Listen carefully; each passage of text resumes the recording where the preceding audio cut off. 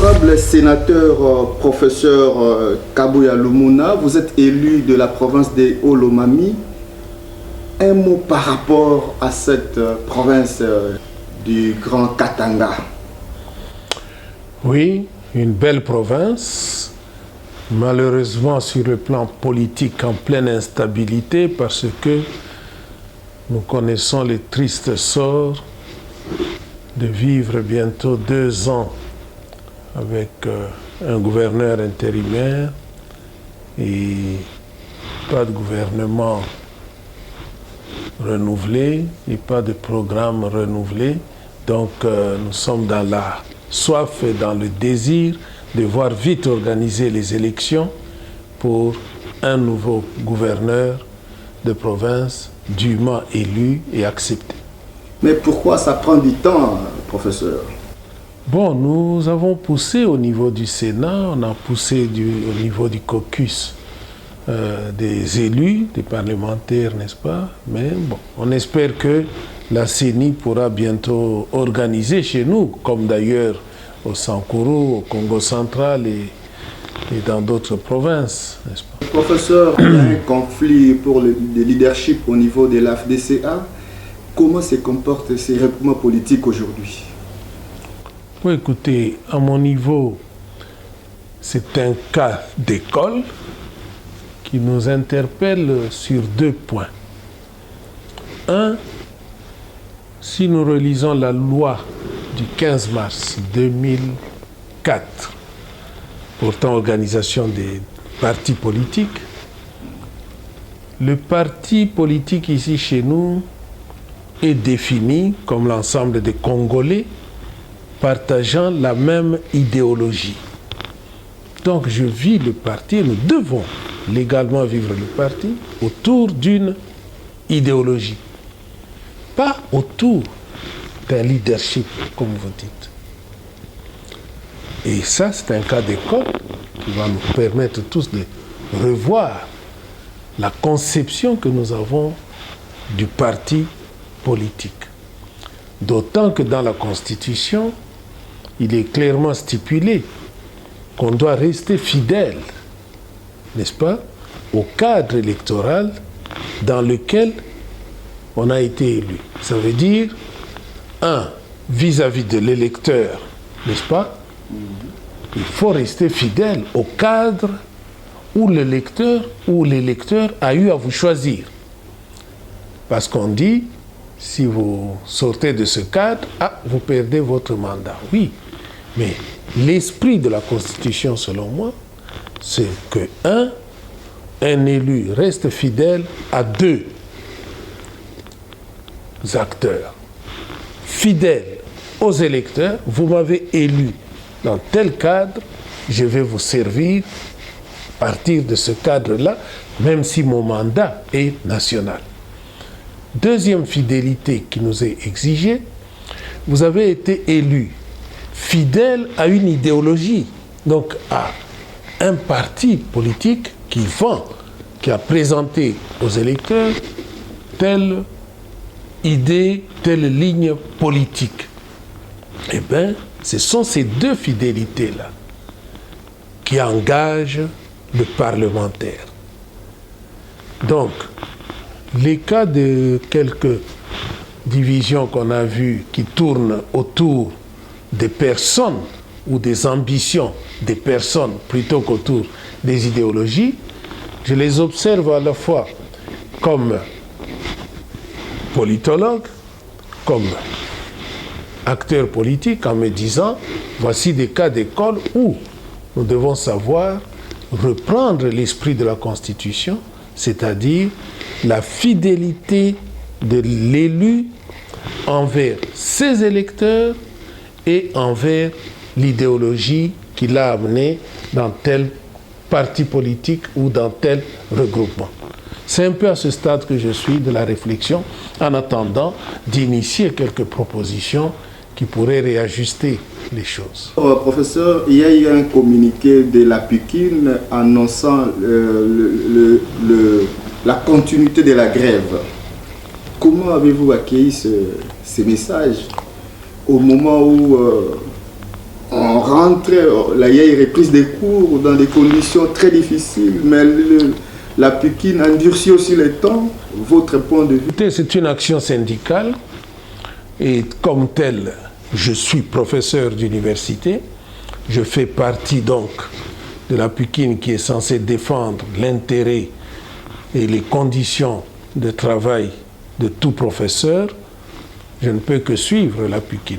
L'actualité oblige, professeur, un groupe des parlementaires, des 12 parlementaires, ont initié une démarche pour la tenue d'un dialogue pour résoudre les questions liées à l'élection, des questions électorales. Comment jugez-vous la démarche de ces groupes des parlementaires? Vous savez, toute démarche qui vise à réfléchir ensemble, ce n'est pas un professeur d'université qui va refuser ça. Pas du tout. Donc, demander aux uns aux autres qu'on réfléchisse, c'est toujours quelque chose de positif. Il vaut mieux réfléchir ensemble que se tirer dessus ou s'entretuer. Maintenant, la question c'est de savoir quels sont les termes de référence, quelles sont les questions et les enjeux qui nous amènent à réfléchir. Ce qui me frappe, c'est ceci. J'observe que depuis la mise en application de la Constitution du 18 février 2006, la Constitution qui nous régit, il y a eu beaucoup de crises de diverses natures. Crise institutionnelle, crise au sein du pouvoir exécutif, crise de cohabitation suite aux élections et d'autres éléments. Moi, je suis d'accord qu'on discute sur les élections, mais il ne faut pas soigner la manifestation d'une maladie en croyant qu'on soigne la maladie. La question des élections, pour moi, s'inscrit et devrait pouvoir s'inscrire dans les questions plus générales ou la lecture plus générale des acquis et de ce que nous avons observé comme pratique ou application de notre Constitution. Donc je suis pour la révision de la Constitution. Je suis pour la révision de certaines lois qu'on a peut-être adoptées, promulguées avec beaucoup d'optimisme, comme la Constitution elle-même d'ailleurs, mais je constate que pour changer certaines dispositions de la loi électorale, il faut revenir à la Constitution, notamment sur le scrutin présidentiel. C'est mon souhait. Mais on a vu les dégâts du scrutin à un seul tour qui nous amènent aujourd'hui à ce qu'on a un président élu avec 38% de suffrages exprimés et qui se retrouve face à une majorité parlementaire qui, ensemble, comme majorité, réunit un plus grand nombre. Vous voyez ce déséquilibre-là? Quand on voit l'importance du président de la République et ses prérogatives constitutionnelles, et quand on voit que, à cause du scrutin à un seul tour, il n'est élu finalement qu'à 38%, vous voyez, cette cohabitation-là, ça crée un déséquilibre qui fait qu'aujourd'hui, on ne sait plus, même on a oublié même l'esprit et le texte de la Constitution en termes d'équilibre des pouvoirs.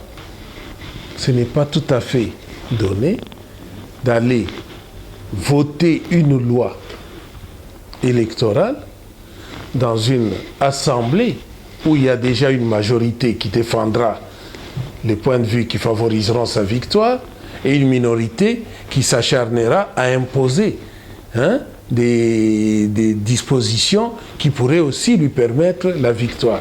Vous voyez, donc même dans l'approche pour établir la norme de compétition, on a déjà, du moins moi, je vois déjà un déséquilibre originaire qui ne peut que nous poursuivre dans les doutes ou les contestations, quand on voit comment sont répartie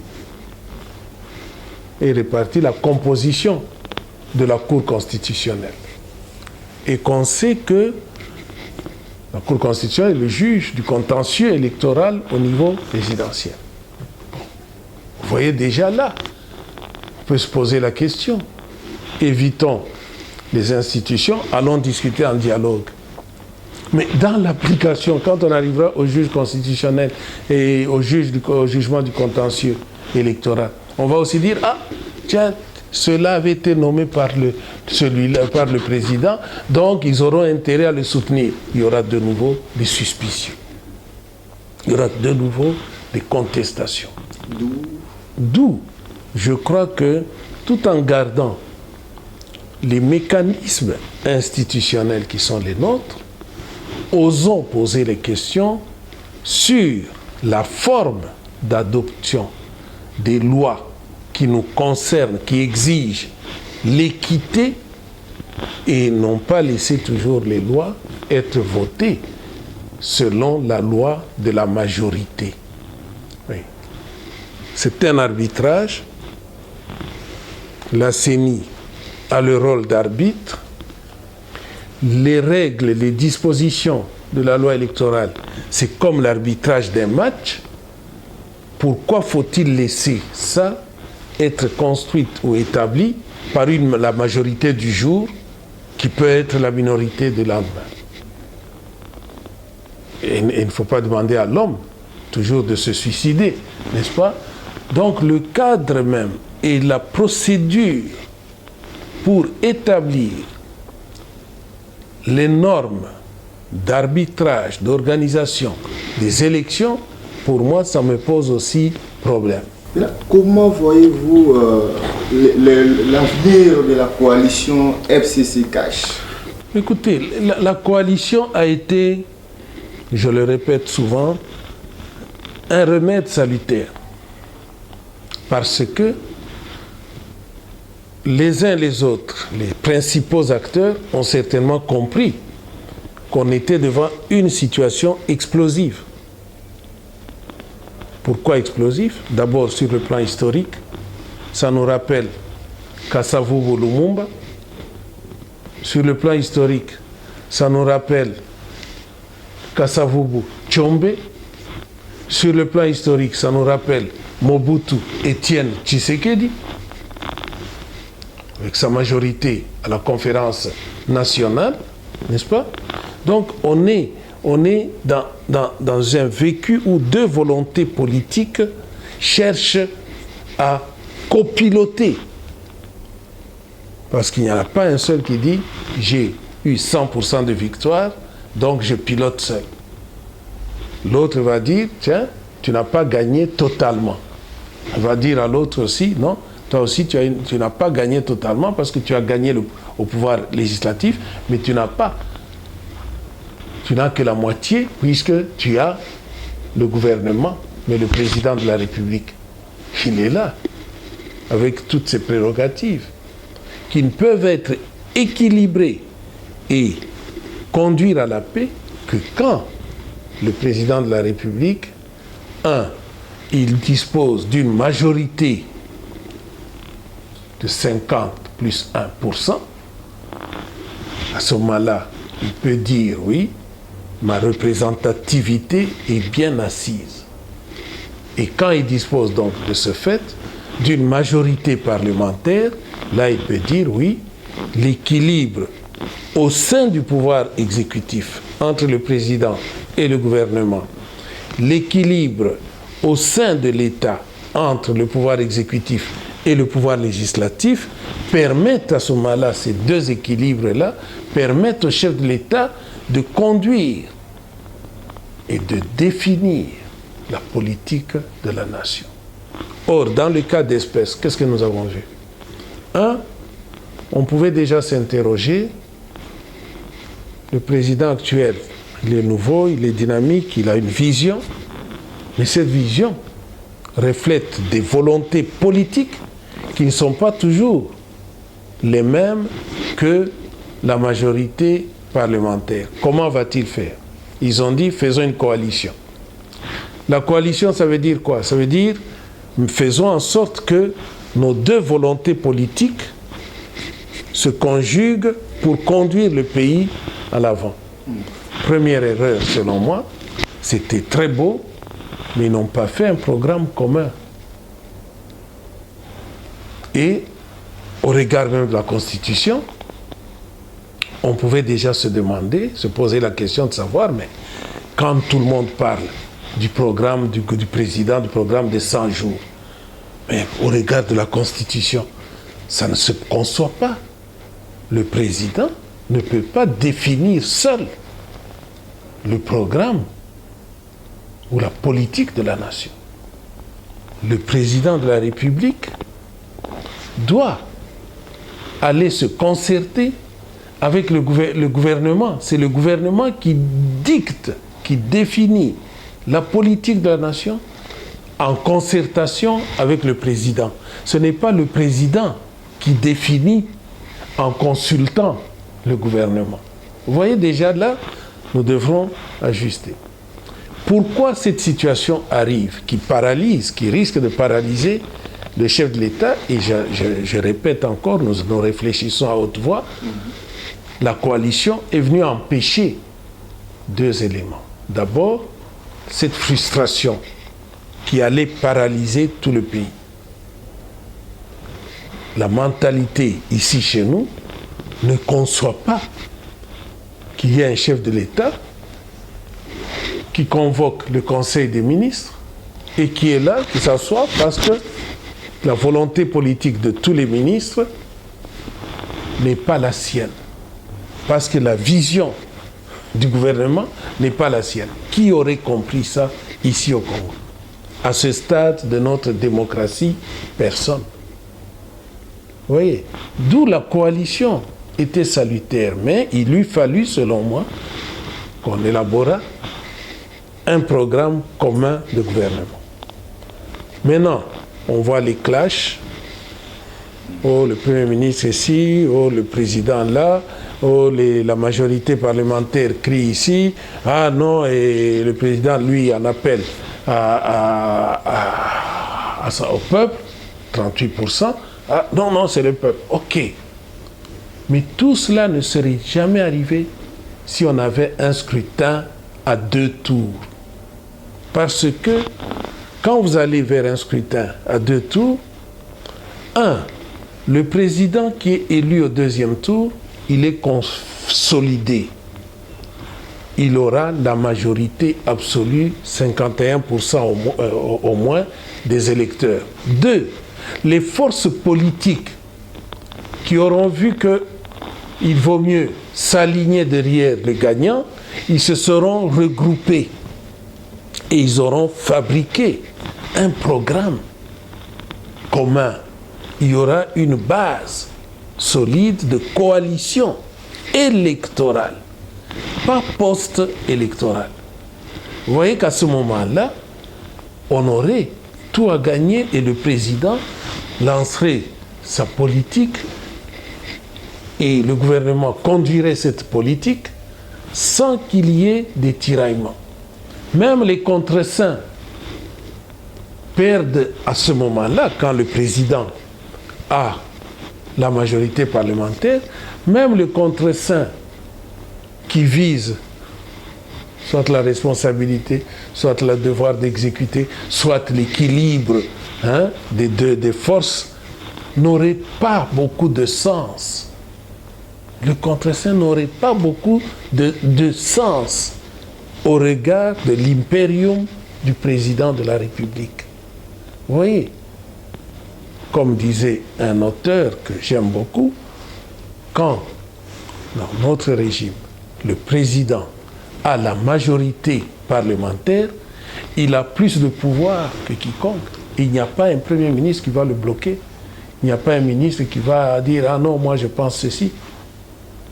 Et donc tout ça, quand j'observe, c'est des éléments qui doivent nous permettre de remettre un peu de l'ordre et dans notre Constitution et dans les lois électorales, et pas seulement les lois électorales, d'autres lois. Et professeur, comment voyez-vous l'état des droits tel que cela est vécu actuellement au pays? Mais cherchons d'abord, oui, vous dites tel que c'est vécu. Cherchons d'abord à comprendre ensemble c'est quoi l'état de droit. Cherchons d'abord à comprendre ensemble qu'est-ce que les uns et les autres entendent par état. Vous voyez, il ne faut pas...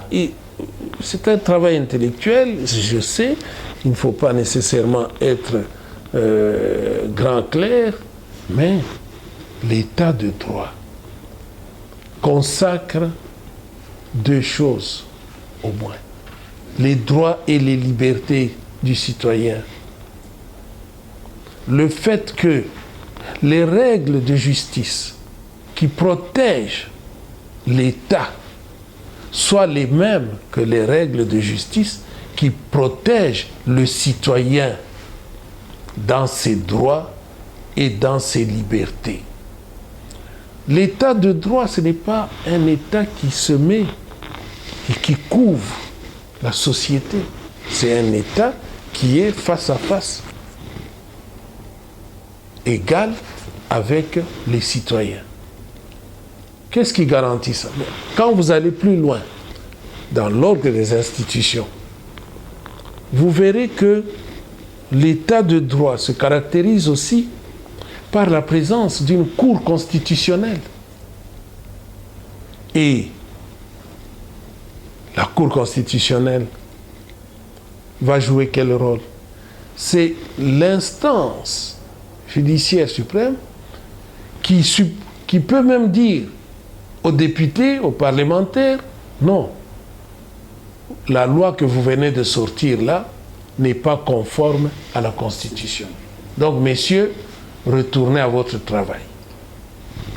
La Cour constitutionnelle, c'est elle qui peut dire, vous êtes chef de l'État, on vous respecte beaucoup, mais l'ordonnance que vous venez de signer là n'est pas conforme à la Constitution. Et le président doit se plier. Donc, vous voyez, l'importance de la Cour constitutionnelle est caractéristique d'un État de droit. Parce qu'on met la Constitution comme valeur en disant toute autorité dans ce pays peut poser des actes, mais ces actes-là doivent être conformes à la Constitution. Vous voyez donc l'importance de l'état de droit et l'importance du juge constitutionnel. Bon, les uns diront, la République des juges. Non, ne galvaudons pas le concept, la République des juges. L'état de droit ne serait pas l'état de droit s'il n'y a pas des juges constitutionnels solides et vertébrés. Professeur, il y a une nomination au niveau de la magistrature. Le président de la République a nommé des magistrats au niveau de la cassation. 2 magistrats ont remis en cause leur nomination. Ne confondons jamais l'avocat et le juge. Ok? Et ne confondons jamais le magistrat de siège qui est le juge et le magistrat debout qui est le procureur. Ne confondons pas ça. Ici, toutes ces situations-là, même quand on cherche le dialogue, ce sont toutes des questions sur lesquelles nous devons revenir.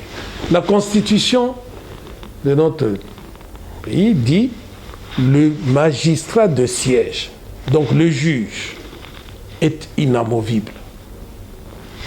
Mais quelques mots plus loin, la même disposition précise, sauf dans les cas de promotion ou de nomination. Bon, maintenant, les subtilités dans, on va se demander, oui, la nomination ou la promotion. Est-ce que c'est la même chose que le déplacement? Là, je suis prêt, il faut que nos camarades, collègues juristes nous disent si la Constitution nous parle de promotion et de nomination.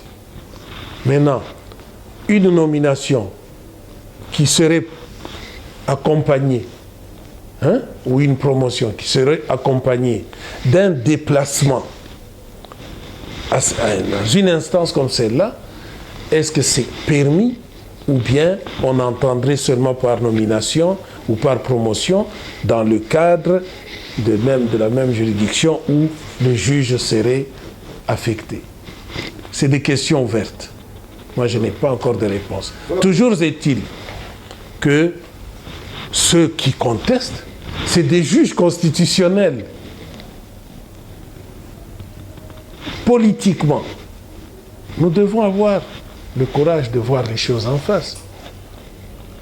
Si ça peut se faire n'importe quand, ça veut dire quoi? Le jour où, la veille d'un contentieux électoral, on peut très bien imaginer aussi qu'on déplace certains juges constitutionnels.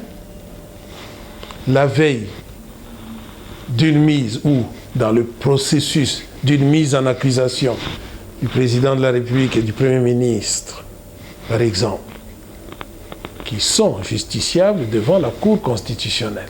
N'oublions pas, qui dit état de droit, dit d'abord empêcher l'arbitraire dans la création ou dans l'application de la loi. L'inspection générale des finances a répertorié plus de 30 cas de détournement des fonds et bientôt plusieurs personnalités seront sous le collimateur de la justice. Les dossiers et la matière sont entre les mains de la justice. Il faut se taire. Nous n'avons plus qu'à nous taire et attendre que la justice parle. C'est ça aussi l'état de droit.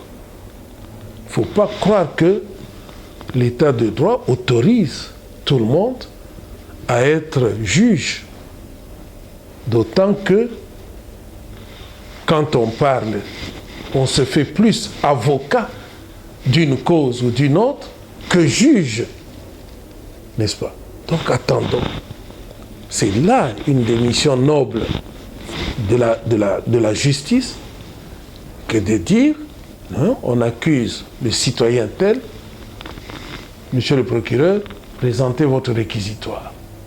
Monsieur l'avocat, présentez votre défense. Il écoute et, comme il balance, il décide. C'est à ce moment-là que nous pourrons parler.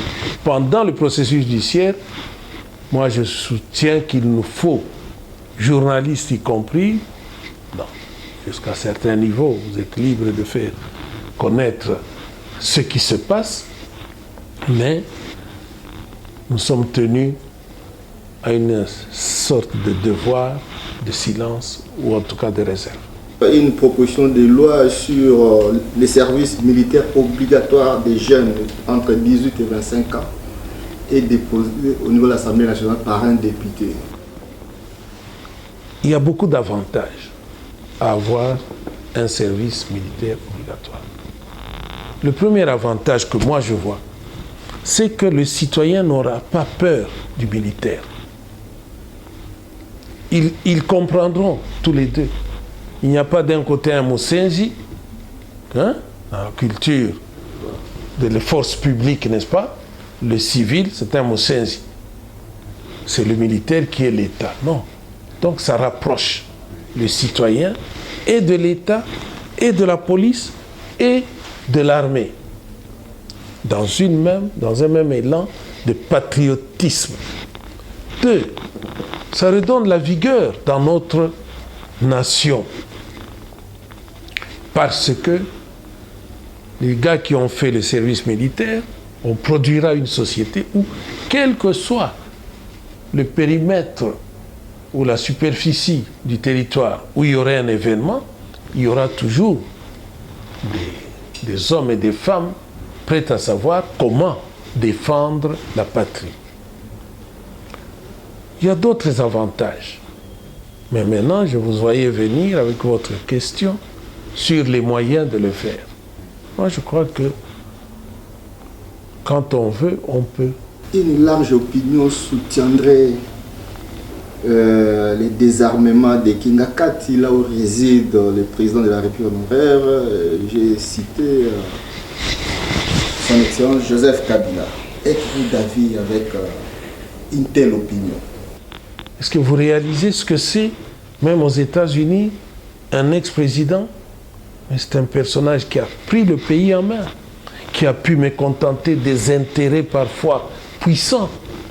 Et vous allez le laisser comme ça, à la merci de tout homme, de toute société étrangère ou nationale, qui aurait été frustré parce qu'il aura pris une décision patriotique, mais contraire aux intérêts des privés?